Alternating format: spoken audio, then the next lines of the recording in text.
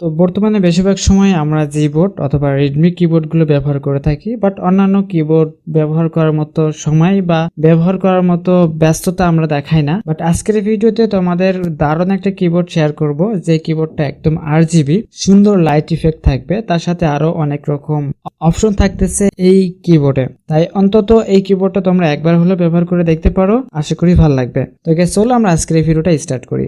কিবোর্ডটা download করার জন্য আমি সিম্পলি প্লে স্টোরে চলে যাব। প্লে স্টোরে গেলে হাজার হাজার কিবোর্ড আছে, তার ভিতর থেকে যে কিবোর্ডটা আমি সাজেস্ট করতেছি সেটা তোমরা ডাউনলোড করতে পারো। তো সিম্পলি প্লে স্টোরে সার্চ করবা কিবোর্ড লাইট লিখে সার্চ করলে হিউজ পরিমাণ অ্যাপস পেয়ে যাবা। এখান থেকে যেটা সব থেকে বেশি পপুলারিটি আছে, আমি LED লাইট কিবোর্ড এটা আমি ইনস্টল করে নিব। এখান থেকে দেখতে পারছো কিবোর্ড ইমোজি ফন্ট, দেখি আমরা এটা সিম্পলি ইনস্টল করি। তো এখান থেকে সিম্পলি আমি অ্যাপসটা ওপেন করে দিব। তো অ্যাপসটা ওপেন করার পর এখানে গেট স্টার্টে ক্লিক করব। এখান থেকে ভার্চুয়াল কিবোর্ডটা আমরা এখান থেকে অন করে দিব, LED কিবোর্ডটা এটা অন করে দিব, দেন ওকে। তো এখান থেকে LED কিবোর্ডটা অন করে দিব। তো এবার এখান থেকে অনেক রকম টেমপ্লেট দেখতে পাচ্ছি, যে কোনো একটা টেমপ্লেট আমরা এখান থেকে নিতে পারি। সাপোজ এখান থেকে আমি এটা সিলেক্ট করি। তো এখান থেকে গেটের থিম,